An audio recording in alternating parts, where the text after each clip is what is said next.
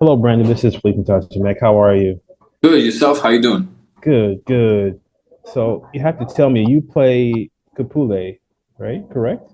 That's right. Yeah. When you first read the script, what stood out to you the most about the character? Oh, there was this intricate dynamic between Prince Kūpule and his father, King Kahekili. And you realize throughout the series that Kahekili has his own vision as to how to approach unifying the Hawaiian Islands. But Prince Kupule's got his own ideas. And it's this beautiful, torn dynamic that he's going to start to experience between respecting and having the responsibility as Kahekili's son, but also trying to find his own path with how best to unify the islands. And the one that Prince Kūpule has is not one that is so violent the way that Kahekili does. I always found that to be one of the most attractive parts of Prince Kūpule's character. Yeah.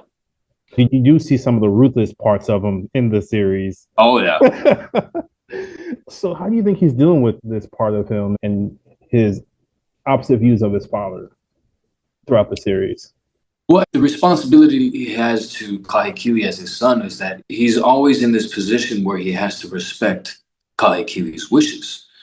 So how does he do that? How does he also, as any son, try to receive the approval of his father while maintaining his own moral compass with doing what he believes to be the right thing?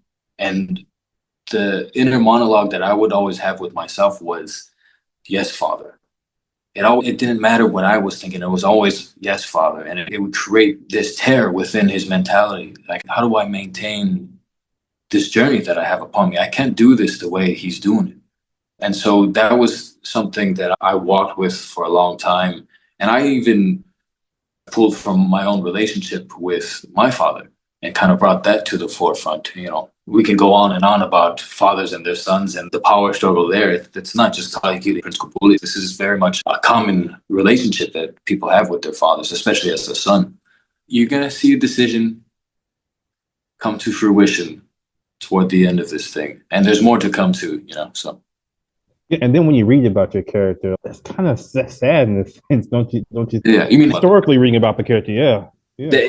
there's this, yeah, I mean, if you start doing your own digging, which it sounds like you have, very good on you, sir, you realize where this thing is going to go. And what's interesting? I was just refreshing my mind about this with Carl Jung and Joseph Campbell and their books about psychology and the hero's journey. And it's very much this thing about it's almost like the prodigal son returns. But that story has its own twists and its turns and its own diabolical path at times. And so you kind of see Prince Kūpule start this journey, at least with the storyline that we have here. He's just at the beginning of it. And so I hope the audience just holds on to their life with what's to come in the future. How much freedom did you have with the character, and what was it like working with Jason and putting together this wonderful series? I had pretty much free reign with my own decisions as the actor, which I loved. I absolutely loved. And not everybody creates a safe space for an individual, let alone an actor, to share what thoughts they have or what ideas or decisions they'd like to make. It was always such an open environment with feeling free and being able to share such things, especially with megastars like Jason Momoa, Temuera Morrison, and Cliff Curtis. And in fact, their presence can oftentimes be quite intimidating just because of who they are and let alone their size. And I never felt like I couldn't share those things.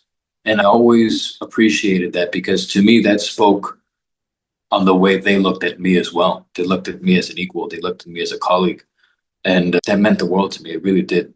Jason Momoa, I have so much love and respect for that man, and I always will.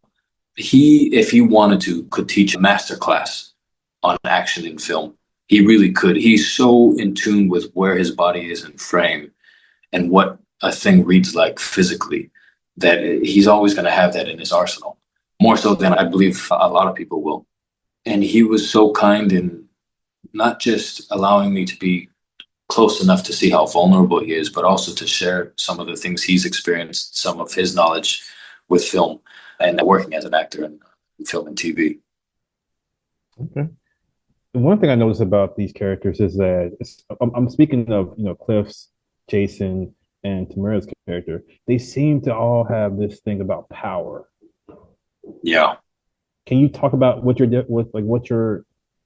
think is something about power that oversees like the racism and the slavery that's going on around them? Oh, I see what you're saying. They there's an interesting thing going on, especially right now as the series stands, because Kaiana has left Hawaii and he sees Western mentality, Western culture, this idea of enslaving people. And that's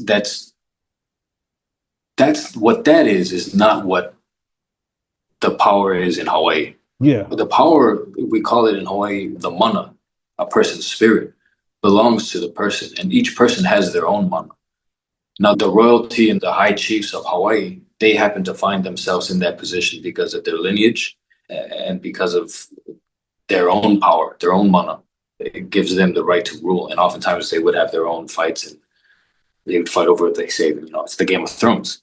But enslaving people was never a thing. And so when Kaiana first sees that, he has this moment where it's finally being wrapped around his head like, oh, this human is a piece of property.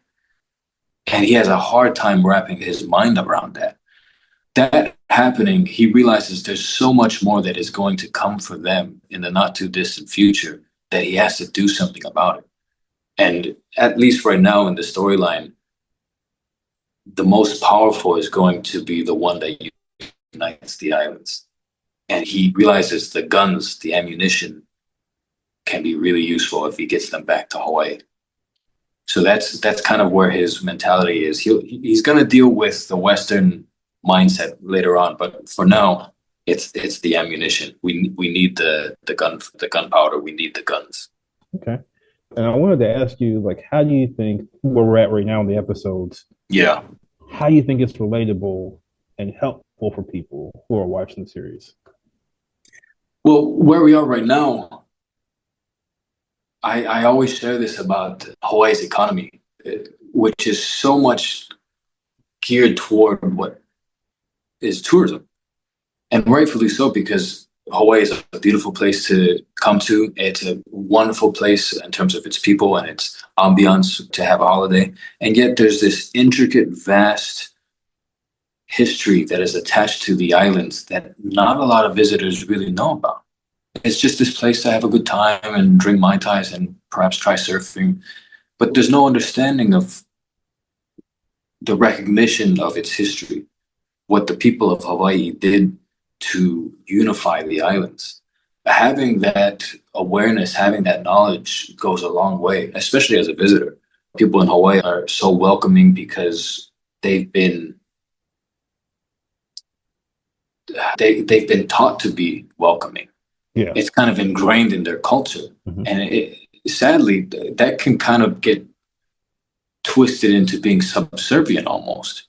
Yeah. To people that are visiting Hawaii, and they've forgotten who they are. They've forgotten where their ancestors came from. They've forgotten their own story because right now they got to put food on the table, and the way they do it is by having jobs in hotels, having jobs in the airline industry, and working bars and restaurants. I hope that answers your question. It certainly does because I always often thought about that about them work, with the culture changing and the need to do these certain jobs. Yeah. It's important. So what you explained that helped me answer my question for sure. Oh, perfect. Yeah. And I think it answered a lot of people's questions as well. Okay, good. The last question I have for you is, did you discover anything new about your craft while working on Chief Award? And if so, what was it? Yeah, it was one of those things where, to get really specific here in terms of craft and acting, my understanding of the camera lens and what lens we were using became so paramount. If I can demonstrate, like if we're in a 180 millimeter lens, I realize my frame is now like this. I've got the chin here on the bottom of the frame and then the top of my forehead here. And so me looking at you here as opposed to there, I don't do anything more than that. You don't have to, because the audience is much smarter than we give them credit for. You don't have to emote anything. And you know, we're dipping into the real technical stuff of the performing arts, which I love. I can talk about for days. Whereas if I'm further back and we're doing the master shots, I can kind of move around and be more my animated self, which I can be. If you look, I gotta like to use my hands a lot when I speak. At least that's Brandon Finn. I gotta stop doing that in certain characters. But you know what's beautiful about my experience on Chief of War is that I had months on set, and that was the most amount of time I've ever spent on a job by far. And it gave me this opportunity to pick up on things like that, let alone pick up on little tips and pointers from Jason Momoa, from Cliff Curtis, from Tim Woodham Morrison, all sharing their own experiences. And it was so selfish in the sense that I felt like I could pick and choose what things were working best for me. But yeah, that in particular, my understanding of the lens and what I look like on that 16:9 frame, it made a huge difference with my line of work. Yeah, well, you can definitely tell, man. But I really appreciate it. Thanks for taking another time and talk to me about this wonderful series, man. And Oh, thank you so much, Felipe. I appreciate it. I enjoyed. Hopefully, we get to do this again. Yeah, for sure. Bye. Thank you.